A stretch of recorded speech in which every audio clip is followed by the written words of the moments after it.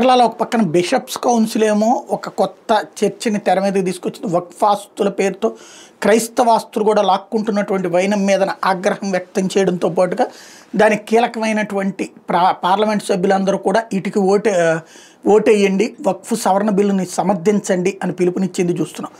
అదే సమయంలో కొన్ని అక్కడ మత ప్రబోధకుల మీదనే ఆరోపణలు వస్తున్నటువంటి అంశం, అందులో క్రైస్తవ మత ప్రబోధకుల మీద. కేరళలో క్యాథలిక్ చర్చిలు నడిపే పలు కాన్వెంట్లు, ప్రార్థనా కేంద్రాలు లైంగిక వేధింపులకి అడ్డాలుగా మారినాయి అంటూ కొందరు మత పెద్దలు ఏకంగా తమ అధికారిక నివాసాలకు యువ సన్యాసినులను తీసుకువెళ్తున్నారు. క్రైస్తవ సన్యాసినిగా పనిచేసిన 35 ఏళ్లలో కనీసం 4 సార్లు నేను లైంగిక వేధింపులకు గురయ్యాను, నా సహచరులో చాలామందికి ఇదే చేదు అనుభవాలు ఎదురైనాయి అంటూ కేరళకి సంబంధించిన లూసీ కాలపుర తాజాగా ఎవరైతే క్రైస్తవ నన్ చేసినటువంటి ఆరోపణ సంచలనం సృష్టిస్తోంది.